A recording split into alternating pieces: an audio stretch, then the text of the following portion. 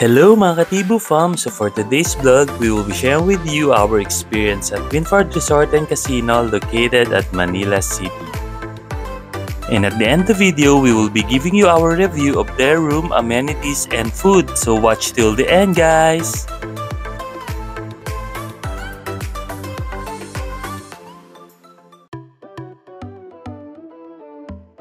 This hotel is located at San Lazaro, Manila City and managed and operated siya guys ng Mega World Corporation. Nag-open lang pala tong hotel na to guys last 2017. Naalala ko pa kasi before nung bata pa ako, lagi kami nagpupunta dito para manood ng karera ng kabayo. Dito kasi located yung San Lazaro Hippodrome dati. Kakatuwa lang guys kasi laki na talaga pinagbago nitong San Lazaro. Ngayon meron na sila ditong casino and meron ding SM sa tapat.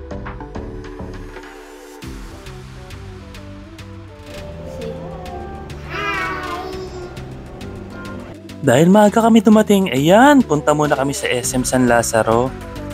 Sabi kasi ng mga kids ko, gutom na raw sila, gusto raw nila mag-lunch and also bibili rin kami ng mga pagkain namin dito para baon namin sa aming hotel.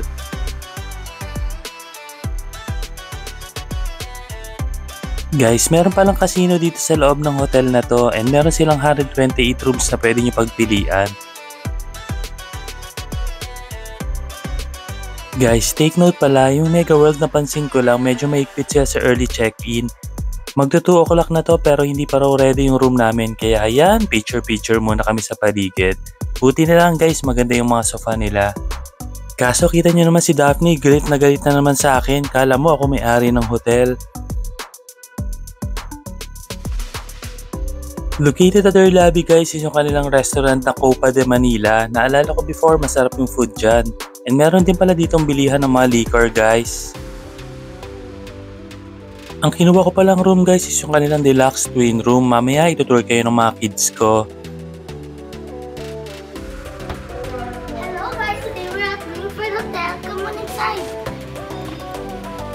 This is Winford guys and we're on my beautiful face. The mirror, and this is a cabin for your bags, and we have the guard, and we have the cross, the beautiful cross, and that's so ugly, and this is the beautiful party. This is the pretty Ashley and the pretty Danny, and the pretty bed, and the pretty ugly bed. And this is a fridge, the beautiful fridge. And this we have chocolate mousse, and some other chocolate, and we have some grapes, chocolate mousse. This is a coffee area, and this is a TV, and this is a chair. This is a table, and this is a pool.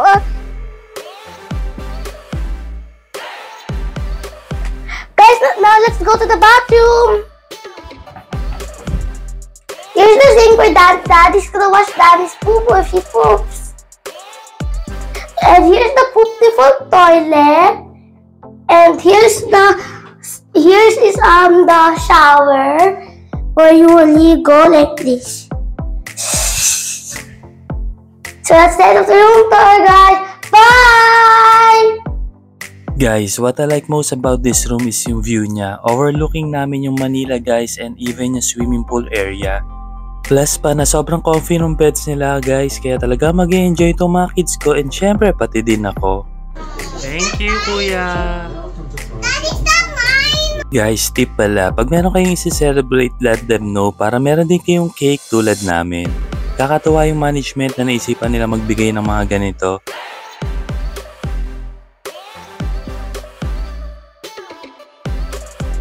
After maglaro at magkalutan ng 2 bulingkot ko, ayan, nagaya na sila, mag-swim na daw kami.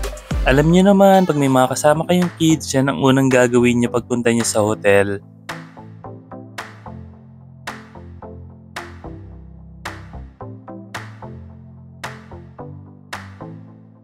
Sobrang excitement ang baby Daphne ko. Ayan, napasayaw na naman siya. Kakatuwa talaga tong dalawang anak ko na to, guys.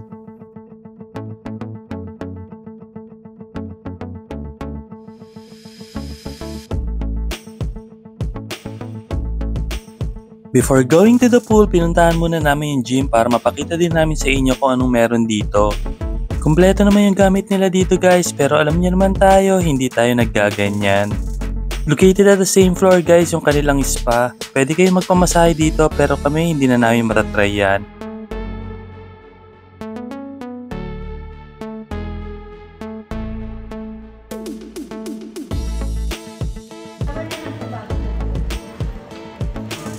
Ayan, nandito na tayo sa swimming pool area nila guys. Ang nagustuhan ko sa pool area nila is seated yung pool. Ito talaga yung hinahanap ko sa mga swimming pool guys kasi alam niyo naman tayo, tumatanda na. Kaya ang gusto natin sa tubig, lagi yung mainit. Located at their pool area guys yung kanilang Sabana Bar kung saan pwede kayo bumili ng drinks and even snacks. Para sure na may enjoy nyo yung pag-swim nyo dito.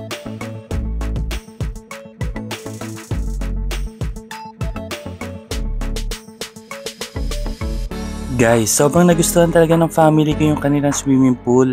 Kahit ako guys, sobrang nagustuhan ko to dahil heated yung pool nila. Plus pa na meron silang mga area dito sa side na pwede maglaro yung mga kids nyo and even nga yung mga babies nyo, I think kayang-kaya to. Guys, sobrang happy ko talaga na makitang masaya yung mga kids. Alam nyo naman tayo, pag masaya sila, sobrang happy natin.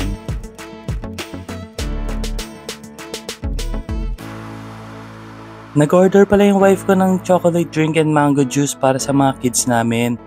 Kasi syempre, pagod sila sa kakaswim para yan, ma-replenish uli yung energy nila. After ng 2 hours ng swimming, ayan, okay na daw si Daphne, pwede na daw kaming umakyat. Kaya yan, balik na kami sa room nito. Nagagamitin niya pambili ang pagkain ng kanyang pamilya. At night time, nagkayayaan yung family namin, punta kami sa SM para mag-window shopping. Bumili rin pala kami ng popcorn dito sa snack time ng SM. Ito kasi yung pinakamasarap na popcorn sa Pilipinas guys. Meron din palang McDonald's dito sa baba ng hotel guys. Dito kami kumain ng dinner.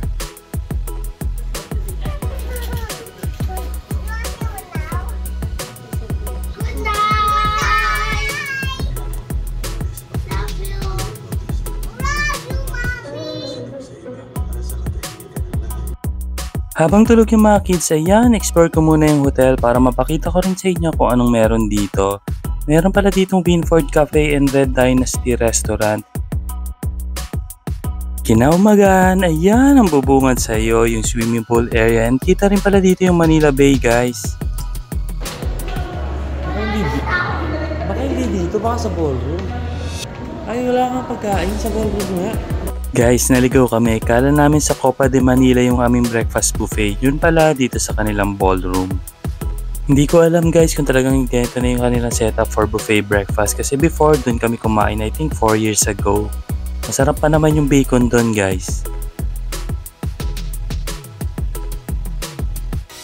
So guys, our verdict. I'm going to rate this hotel a 4.5 out of 5 rating.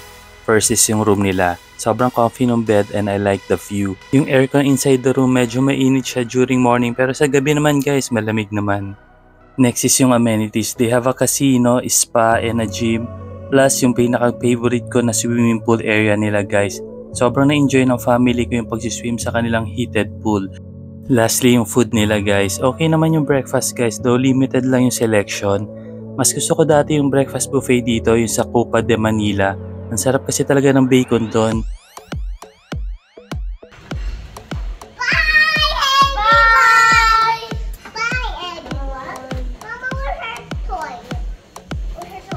So guys, if you're planning to have a staycation in Manila, better check out Binford Resort and Casino. I hope you enjoyed the video guys. See you on our next vlog. Bye!